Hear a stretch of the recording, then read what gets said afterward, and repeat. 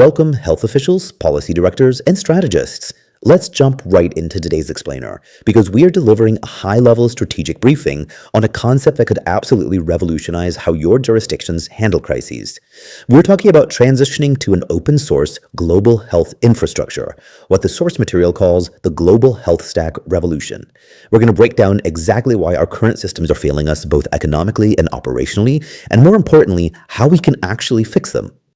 Here is our roadmap for the briefing. We'll be hitting 6 key areas. 1. Silos as a systemic failure. 2. The global health stack. 3. Field-tested survival blueprints. 4. Economics of open source infrastructure. 5. The phased transition strategy. And 6. Realigning institutional incentives. Alright, section 1. Silos as systemic failure. Let's get right to the root of why public health seems to be stuck in this endless loop of reinventing the wheel. We really have to start with this stark realization from the source text. Every global crisis reveals the same truth. Somewhere on Earth, someone has already solved part of the problem. It's so true, isn't it? The solutions to our greatest crises usually exist right now. A city out there has already figured out how to drastically cut overdose deaths. Another has completely mastered its heatwave response. But humanity just never learns fast enough. Why? Because public health innovation is fundamentally trapped in isolated silos. We see it over and over. COVID oxygen shortages, tuberculosis tracking, mental health gaps. Brilliant pilot programs get launched by NGOs, and then they literally just vanish the second the funding dries up. Think about how absurd this operational model is when you compare it to the tech world. In technology, breakthroughs spread instantly. You got shared open source code powering the entire internet, with developers collaborating across the globe. But in public health, we force every single city, every hospital, and every local government to painstakingly build their operational systems from scratch. I mean, imagine if every hospital had to literally invent its own computer operating system before it could admit a single patient. Sounds crazy, right? But that is exactly how public health functions today. It's a massive systemic failure of memory. Well, that brings us to section 2, the global health stack. This is the crucial strategic shift for your jurisdictions. And just to be clear, we are not talking about some abstract academic theory here. The health stack is a highly practical, global repository of operational, field-tested public health systems, acting as downloadable civic infrastructure. If public health works like open source software, we wouldn't keep solving the exact same crisis 100 times over. Real-world, proven solutions would be sitting there, ready to be downloaded at the click of a button by any government facing a sudden threat.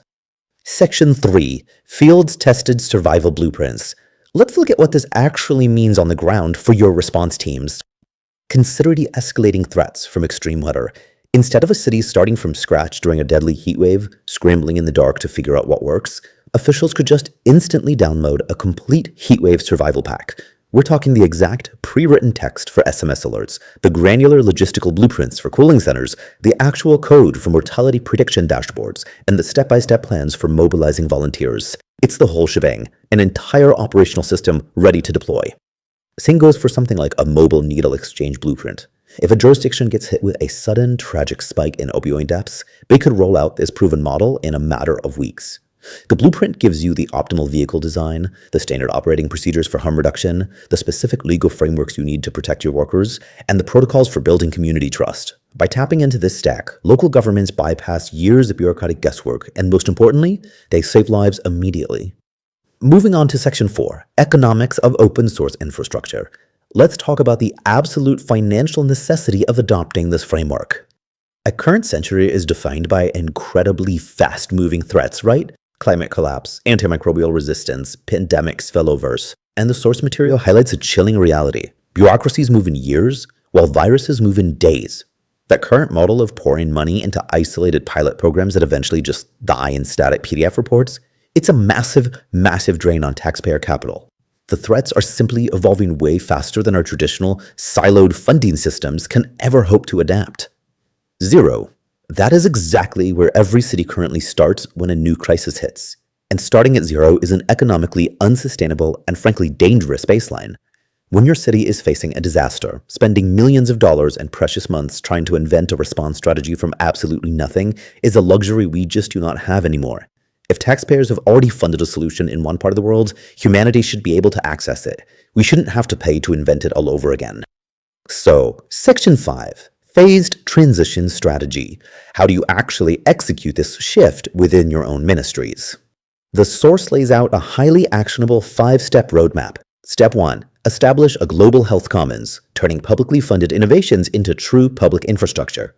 Step 2. Enforce mandatory operational transparency. Agencies have to publish their implementation blueprints, not just their final outcomes, because a success you can't replicate is wasted knowledge.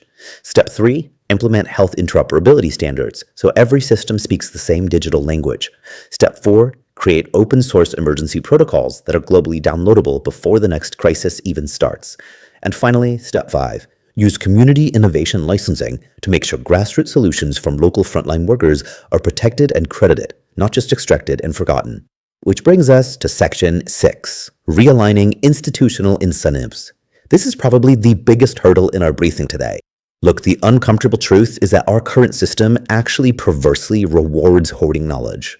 It hands out prestige to institutions for controlling information and competing for highly siloed funding. It practically encourages agencies to hide their failures. The health stack system, on the other hand, demands shared public intelligence in mandatory operational transparency. Pathogens and extreme weather don't care about institutional branding, and our survival systems shouldn't either. The biggest obstacle here isn't the technology. It's changing these deeply ingrained incentives. To put this into perspective, the source offers a pretty terrifying analogy. Just imagine if firefighters refused to share how to extinguish fires because the method belonged to their specific organization. What if they just let a building burn to the ground because the exact technique to put out that specific type of fire was owned by a rival firehouse 2 towns over? It's completely insane, right? But honestly, that is exactly how modern public health operates every time we refuse to share our operational blueprints. Ultimately, the future of public health doesn't just rely on discovering the next miracle medicine or biotechnology. It depends on our ability to distribute operational intelligence faster than a crisis can spread. We need coordination technology. By embracing an open source health stack, we are essentially building a planetary immune system, a network of shared public intelligence that can adapt and respond in real time. Humanity already possesses thousands of the solutions we need. The question is no longer whether we can solve global health crises, but whether we can actually learn to share our survival tools fast enough. So I want to leave you with this final provocative question as you rethink the economic and operational future of your systems. If software can be open source, why not survival itself? Thanks for joining this explainer briefing. Let's go build some faster, smarter, and more resilient